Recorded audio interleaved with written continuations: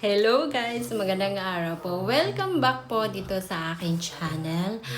For today's video, share ko po sa inyo yung aking G-Credit nag-increase na naman. Oh, di ba? Nag-increase si G-Credit this month lang, as in this, ngayong kahapon ko lang siya nakita. Hindi na kasi siguro mga 5 days ako hindi nag-open ng GCash ko kasi wala naman akong ganap doon. So hinayaan ko lang siya. Pero kahapon kasi nagbayad ako ng aking pag-ibig contribution and binayaran ko na yung aking MPL. Nagulat ako. May pa-increase si G-Credit. Nang hindi ko inaasahan, wala akong bank account kay CIMB kasi yung account ko kay CIMB, pinull out ko yung aking account and I think pag nagiging inactive na siya. Pero yung aking G-Credit, palagi ko po siyang ginagamit most of the time.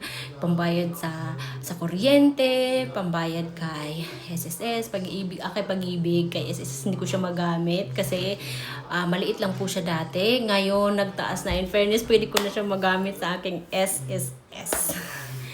And yan po yung share ko sa inyo for today's video. Kaya naman, for today's video, yun na yun. Kung bago pa naman kayo dito sa akin channel, please pa-subscribe po sa channel, pa-like and share po ng video, and kung meron kayong mga katanungan, feel free to comment po dito sa ating comment section sa video po na ito. So, yun na nga po. Excited. Share ko na po sa inyo. Si G-Credit, 3 beses na siyang nagtaas sa akin. No, 3 beses na. Yung una kasing offer ni G-Credit sa akin was, yung pinakauna talaga, 700. Tapos napunta sa 1.5. Then, from 1.5, naging 2K. Okay? Ngayon, guys, 4K na siya. And yearly siya nagtataas. Every June, nagtataas po siya. Napapansin ko siya na tuwing June siya nagtataas sa akin. Kung ano, parang last year lang, June din yun siya nagtaas. Ngayon, June na naman, at dinoble niya yung tinaas niya sa akin last year. Ayan. So, nakaganda kasi kay G-Credit is, kasi siya, pag ginagamit mo siya at magbayad ka sa kanya ng on time, walang tubo, guys. Para ka lang nanghiram ng pambayad ng kuryente na as in walang tubo. Kaya madalas ginagamit ko siya, bayad ng kuryente, bayad ng pag-ibig loan ko, na thank God tapos na. And ginagamit ko rin siya pambayad sa pag-ibig contribution ko kasi advance ako magbayad. So palagi ko siyang gamit na gamit. Palagi siyang gamit na gamit, pero pag nagbabayad ako sa kanya, palaging total amount due. Hindi po talaga never ako nagka-problema kay G-Credit. Kasi inaalagaan ko po talaga siya. Ayoko magka-problema sa kanya. Kasi naasahan ko siya takbuhan kapag may mga due date, mga ganon, lalo na sa mga ganyan. Tapos ngayon, kahapon, nagulat ako. Kasi mabubayad ako ng aking last payment. May laman yung aking GCash. Kasi akala ko nga, diba, parang wala lang. Subukan ko na kaya na kasi parang wala lang. Pagtingin ko nagulat ako, 4,000 na pala yung ko, yung credit limit ko kay G-Credit. And kaya yung legit. Pero may nakalagay siya sa taas. Amaze na amaze mo. Malaking bagay kasi talaga siya sa akin Kasi favorite ko siya gamitin, pambayad ng kuryente, pambayad sa pag-ibig ko, yan, contribution, tsaka MP2 minsan. Kasi nga walang tubo. Tingnan mo, 4,000 na yung credit limit ko. 4,000 na, ayan, 4,000. Pero ba't nakakalagay sa taas, limited time offer? Kaya ginamit ko siya para maano ni CIMB na ginagamit ko talaga siya. Kaya ginamit ko kahapon. Nagbayad ako ng aking last payment na MPL, which is 800 plus po yun. And then, ginamit ko yung iba, pambayad sa akin pag-ibig contribution ng 4 months. Kasi yung binabayaran ko na pag-ibig contribution ko ngayon is for 2027 na. So, ginamit ko siya, pambayad 4 months para sa May, June, July, August. O, diba? Malaking bagay po talaga siya as in. Kaya, dahil na-amaze ako sa kanya, tuwa ako, girl. Ginamit ko na siya kaagad. And, ayan na, kahapon. Ito pakita ko sa inyo. 4 months ang binayad ko kahapon kay Pag-ibig. Sa month ng 2027 na yung binabayaran ko ngayon sa Pag-ibig. May, June, July, August. Ayan po siya. And a total of, ano po siya,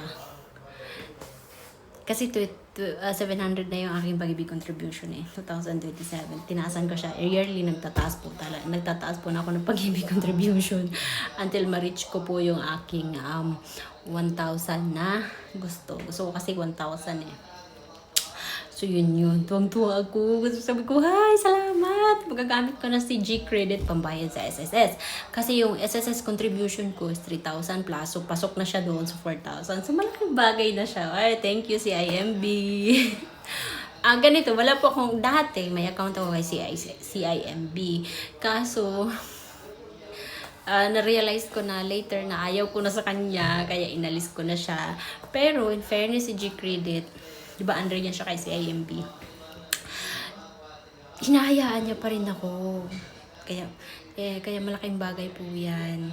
And sobrang thankful ako kay CIMB na kahit wala na akong account sa kanya, hinahayaan niya pa rin na bigyan ako ng offer through GCash. Yun nga yung G-Credit. Kaya maraming salamat po talaga CIMB. Malaking bagay po ang G-Credit sa akin. Kasi nagagamit ko po siya palagi ng walang tubo. Parang hinihiram ko lang siya. Tapos balikan ko naman. Balikan. Basta ang ginagawa ko palagi sa kanya. Minsan nga bago yung aking billing period, binabayaran ko na siya So yun. Bali, active talaga ako sa GCash. Kasi yun talaga yung ginagamit ko na pambayad ng bills, bayad ng SSS, Pag-ibig, yung mga ibang mga bayarin ko pa, siya talagang ginagamit ko si GCash. And never talaga ako nagkaroon ng late payment sa any loan offer na meron si GCash. G-Gives, G-Loan, mga ganon. Inaalagaan ko po talaga siya. Kaya guys, kung meron kayong mga ganong loan app or mga platform na ganyan na ginagamit ninyo, alagaan po natin siya. Kasi legit po talaga siya. And katulad niyan, si CIMB, wala naman akong bank account sa kanya, pero ini-increasean niya pa rin ako yearly. Pangatlong increase ko na po yan sa kanya. Kaya, thankful. Kahit na sabihin mo pang utang yan, si G-Credit, pwede ko siyang gamitin ng walang interest kasi babayaran mo lang siya ng on time, full amount palagi, full due.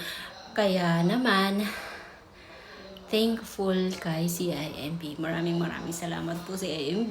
Sa susunod ulit, next year. So yun lamang po for today's video. Sana hindi siya mawala kasi nakalagay dito, limited time offer lang siya. Oo.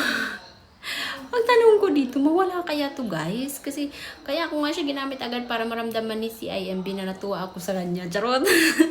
Para sa kanya, ginamit niya, tuwa siya, hindi ko natatanggalan. Diba? Kasi iba yung offer po, diba?